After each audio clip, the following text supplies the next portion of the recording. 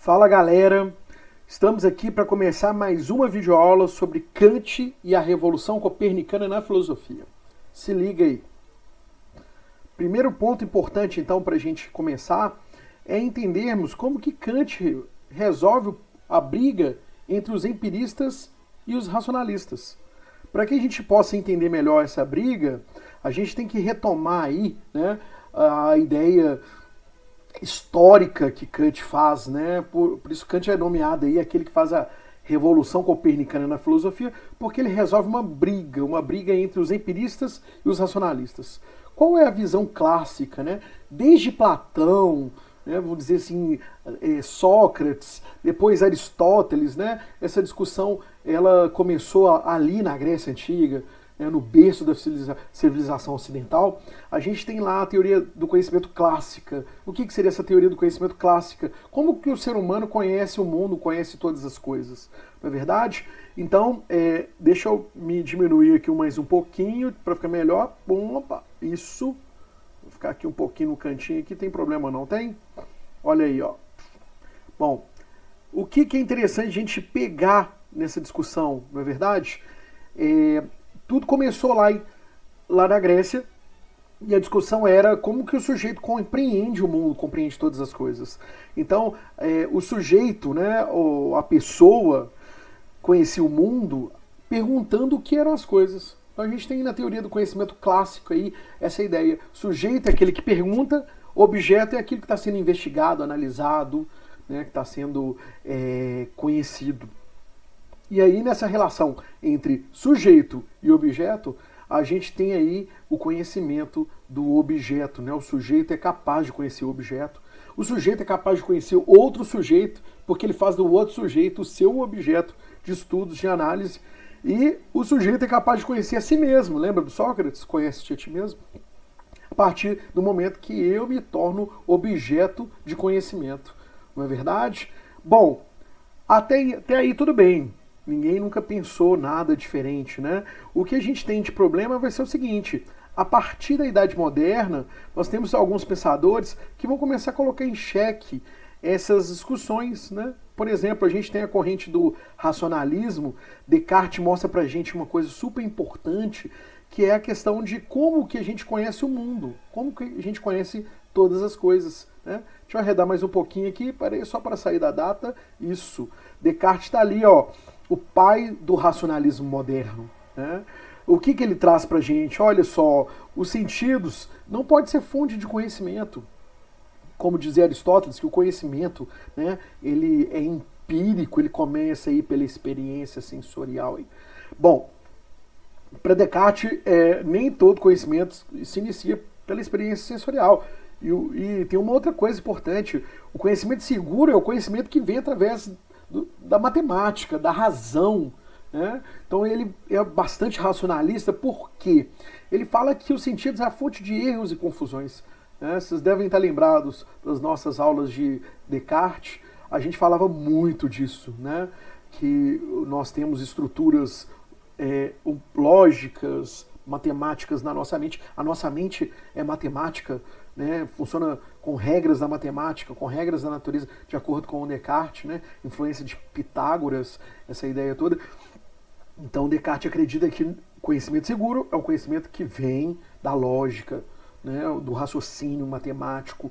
Olha, 2 mais 2 igual a 4. Em qualquer lugar do mundo. Não importa se você está no Brasil, não importa se você está na China, não importa se você está em Marte. 2 mais 2 vai ser igual a 4. Na verdade, é um raciocínio lógico, ok?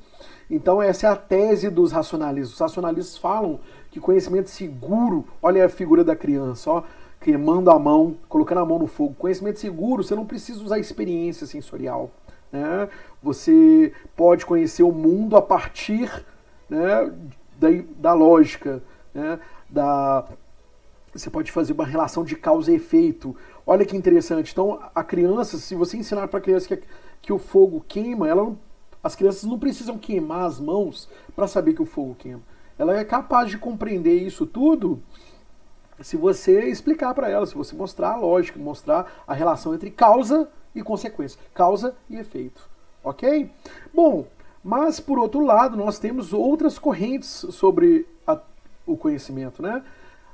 A gente tem, então, por outro lado, o empirismo, né, que começa com John Locke, temos David Hume, vários outros pensadores aí ingleses em relação ao empirismo. Por que empirismo? O conhecimento vem através dos sentidos, da empiria, não é verdade? E aí John Locke acredita que quando nascemos, né, a nossa mente não tem estrutura lógica, matemática nenhuma. Nós nascemos como se a nossa mente fosse uma folha de papel em branco. Tudo que nós vamos escrevendo nessa folha de papel em branco é aquilo que a gente vai saber, né, vai ter como conhecimento. E aí, para John Locke, né, todo conhecimento começa pela experiência sensorial. Eu não posso falar o sabor do algodão doce se eu nunca experimentei, por exemplo, o açúcar. Não é verdade? Eu não posso falar, por exemplo, que a água está gelada se eu não colocar a mão lá na água ou experimentar a água através do paladar. Então, os sentidos são essenciais aí para os empiristas. Para os empiristas, a tese do empirismo é essa: a experiência sensorial é fonte de conhecimento segura. Então começa uma briga. Qual briga? De um lado, os racionalistas, falando que fonte de conhecimento segura, né, é a razão, o conhecimento matemático, lógico. Né? E, por outro lado, os sentidos são fontes, né, de erro e confusões. Bom, do outro lado da briga, né, temos os empiristas dizendo que conhecimento seguro é o conhecimento empírico, aquele que passa pelos sentidos. Se eu não experimentar a coisa, se não passar pela experiência sensorial, eu não conheço essa coisa, não é verdade? Então fica uma briga. De um lado o racionalismo, como a gente pode ver aí, ó, de um lado o racionalismo, do outro o empirismo. A gente tem aí, então, um defendendo que a razão é fonte de conhecimento seguro, o outro defendendo que a experiência sensorial é fonte de conhecimento. E aí a gente tem a corrente das ideias inatas, do racionalismo, que acredita que nós temos uma estrutura lógica, mental, né? Vocês lembram Platão? Platão falava muito disso, que nós nascemos com o conhecimento, né, do mundo das ideias. Mas Descartes não viaja assim, no mundo das ideias igual, né, Platão, mas a gente pode falar que para Descartes essa ideia de que o conhecimento está dentro da gente não é bem o conhecimento. Nós temos uma mente, né, com estruturas lógicas mais parecido com a matemática, ok? Por outro lado, a teoria da tábula rasa, que nós nascemos sem conhecimento de nada e tudo que a gente vai vivenciando vai sendo escrito nesse caderninho aí, que é o quê? A nossa tábula rasa, a nossa mente, ok? E aí uma coisa super importante que eu ia falar para vocês é justamente isso. A gente tem então essas duas correntes brigando. E Kant vai botar o ponto final nessas correntes. Por quê? Para Kant, o conhecimento seguro, né, ele passa pelas duas coisas.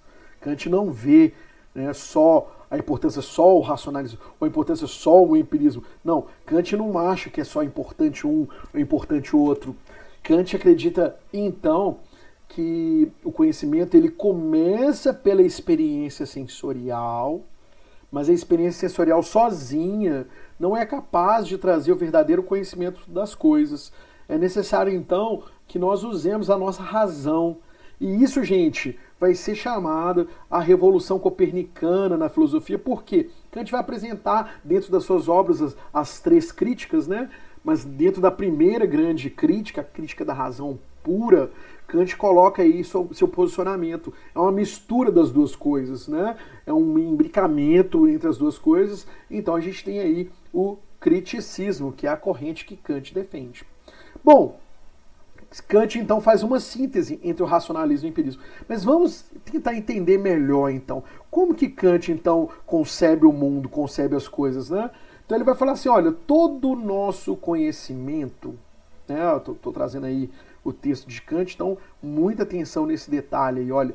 Todo o nosso conhecimento começa pela experiência. Inicialmente você pode pensar que Kant está defendendo aí, né? Vamos dizer assim, que o racionalismo é mais importante, ou o empirismo é mais importante. No caso aí, a frase lembra muito o empirismo, né? Mas não é isso que Kant quer mostrar pra gente. Kant quer mostrar pra gente o seguinte: o conhecimento começa pela experiência sensorial. Volta lá. Deixa eu ver aqui, ó. Opa, isso. Olha lá. Todo conhecimento começa pela experiência, mas a experiência sensorial não necessariamente ele acaba aí, ok? Da experiência sensorial. Kant está mostrando isso pra gente com muito cuidado. Ele começa pela experiência sensorial, mas a experiência sensorial sozinha não nos dá o verdadeiro conhecimento. Né? Olha só o que ele mostra pra gente lá embaixo na frase. Ó. Se, porém, todo conhecimento se inicia com a experiência sensorial, isso não prova que todo ele derive da experiência.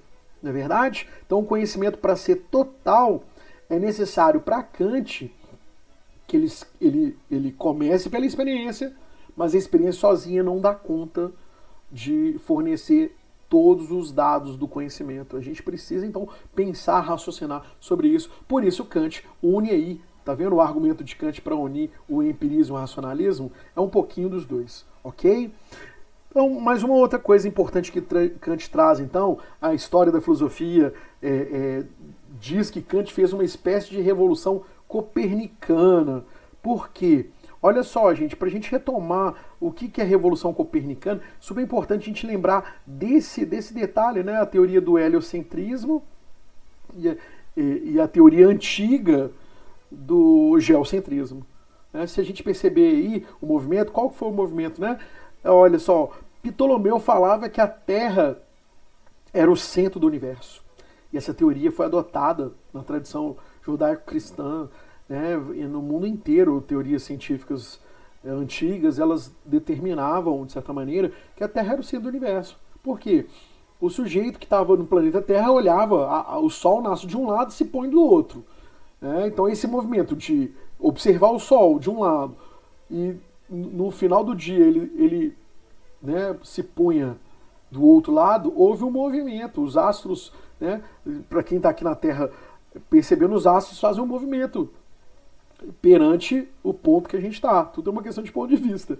Então, para Copérnico, né, Ptolomeu errou ao colocar a Terra no centro do universo, mas sim, né, para Copérnico, e chamado de Revolução Copernicana, porque ele coloca aí a teoria do heliocentrismo.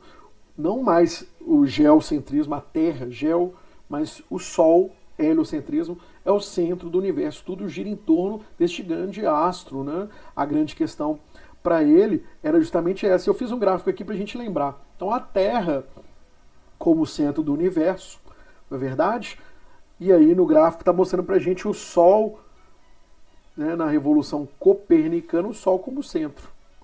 É muito bonitinho esse gráfico aí. Bom, o que a gente precisa lembrar mais, né, super importante? Kant fez uma coisa semelhante, ok?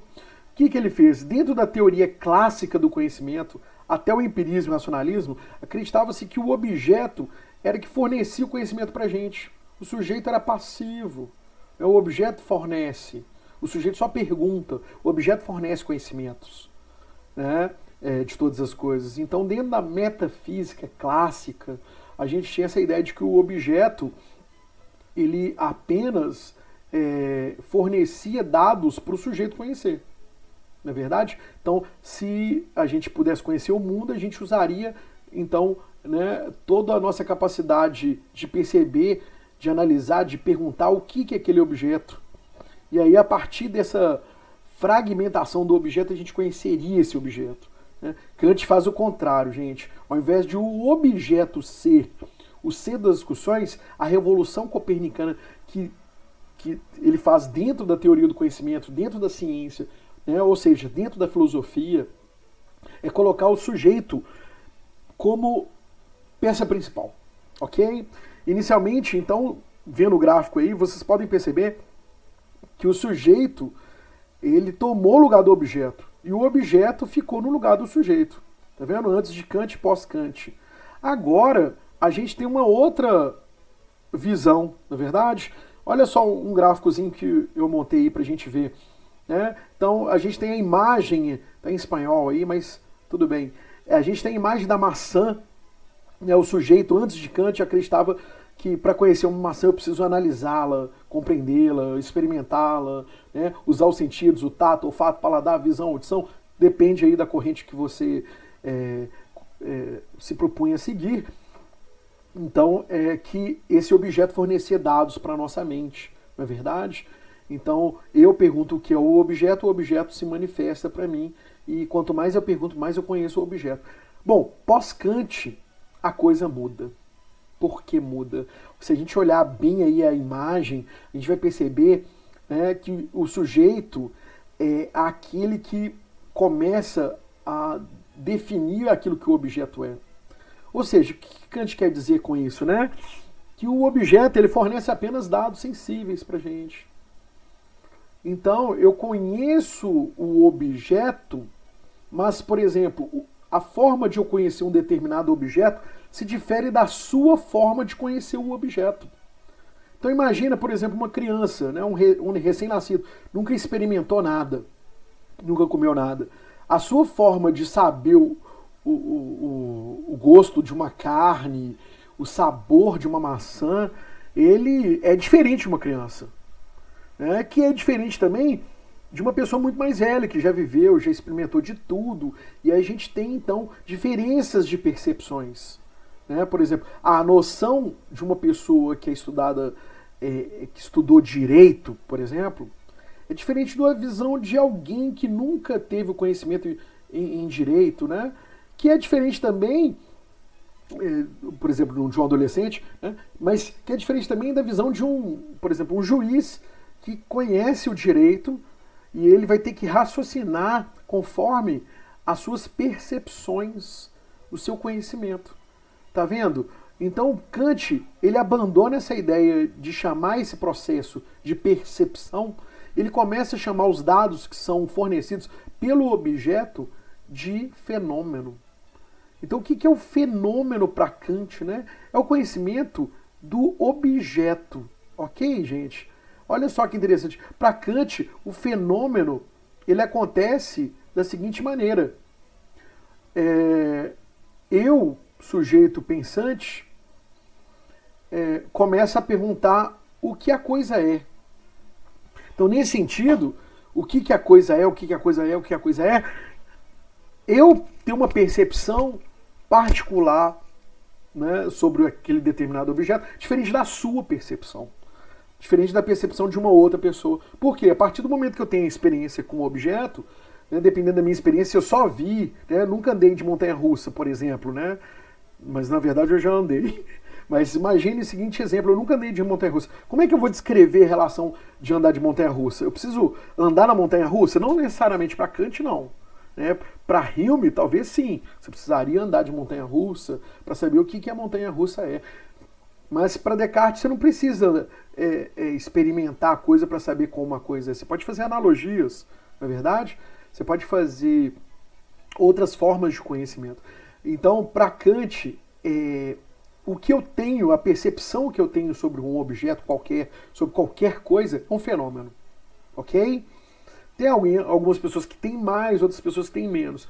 Mas aquilo que a coisa é em si mesma, a coisa em si, a sua essência, lembra desse conceito, tá? A coisa em si, a sua essência, isso para Kant é necessariamente o número. O número, então, é aquilo que Kant vai chamar de essência da coisa. Então a gente só conhece as coisas a partir dos fenômenos. Os fenômenos são aquilo que a gente consegue conhecer das coisas, ok? Para a gente conhecer o número é possível? Para Kant, ele não fala que é impossível, mas seria você tentar esgotar todas as experiências fenomenológicas ou fenomenais, né? Melhor, fenomenológicas, com aquele objeto. Se você esgotar todas as experiências, provavelmente você vai conseguir chegar ao número. Mas conhecer totalmente a coisa é esgotar. Mas conhecer parte da coisa em si, tem como você ter essa noção. Para Kant isso é possível, ok? Vamos ver mais um pedacinho aqui interessante? Então ficou claro, gente, a questão da revolução copernicana na filosofia? O que seria essa revolução copernicana? Né? É justamente esse lugar, esse dimensionamento aí, né, do conhecimento, dentro aí para Kant, do sujeito. O sujeito, então, agora é que define aquilo que a coisa é.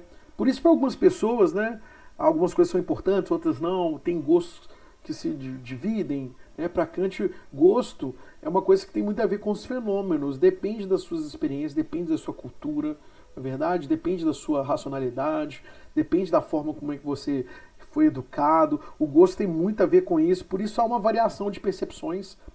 Alguém percebe de um jeito, outro percebe de outro. Por quê? São partes da experiência sensorial.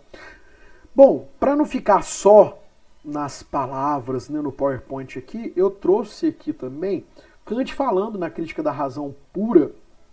Tá vendo aí, ó?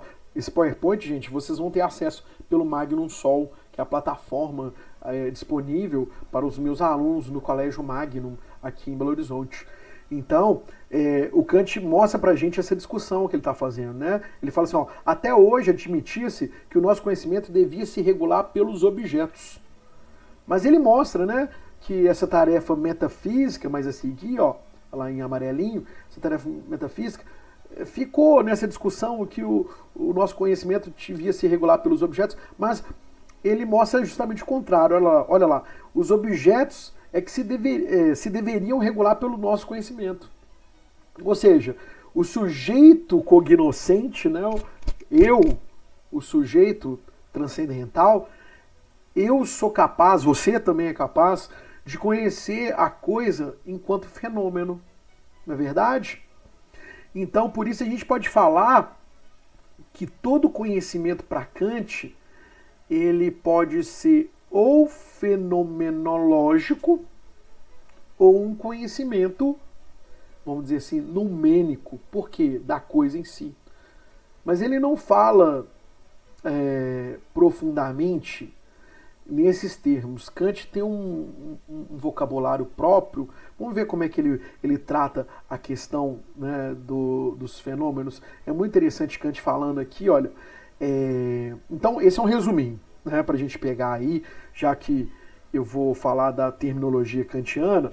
Então, para você não esquecer, qual que é a grande questão aí? Olha, a origem do conhecimento, então, antes de Kant, havia os racionalistas, falavam que era razão, e aí tinha a ideia de tábula rasa, tudo, né? A gente já tem uma estrutura mental aí para conhecer o mundo, temos a visão dos empiristas, né?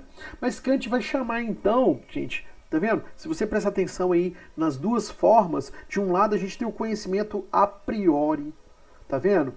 Para Kant, o conhecimento racional, independente dos sentidos, ele é um conhecimento a priori. A priori, né, significa para Kant aquele conhecimento que é independente da experiência. Não é verdade? E o conhecimento que ele vai chamar também de conhecimento, por outro lado, né, o conhecimento que vem através dos sentidos, do tato, olfato, paladar, visão, audição, da percepção sensorial, ele vai chamar de conhecimento a posteriori. Se você olhar bem a diferença entre as palavras, né, conhecimento a posteriori é o conhecimento que vem através dos sentidos. Conhecimento a priori é o conhecimento racional, não é verdade? Então, para Kant tem muito a ver, ok? Esse vocabulário aí, ele vai chamar então de conhecimento a priori, conhecimento a posteriori.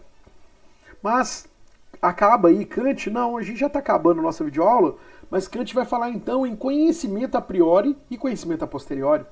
Super tranquilo, gente. Se você pegar essa ideia aqui, você vai longe. O que é o conhecimento a priori? É o conhecimento racional, não é verdade? E o conhecimento a posteriori é o conhecimento que vem através dos sentidos. Já me perguntaram isso na aula, né? Professor, não é o contrário, não? Porque a posteriori é posterior. Não, para Kant não, ok? Para Kant, conhecimento a posteriori, ele significa que ele é um conhecimento secundário, mas não secundário no sentido de ser racional. É um conhecimento que vem através dos sentidos.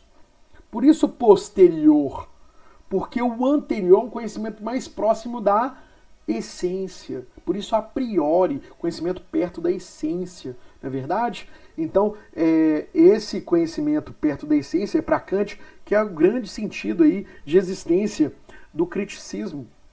O criticismo, então, ele não ignora os sentidos, nem ignora o conhecimento racional, ok?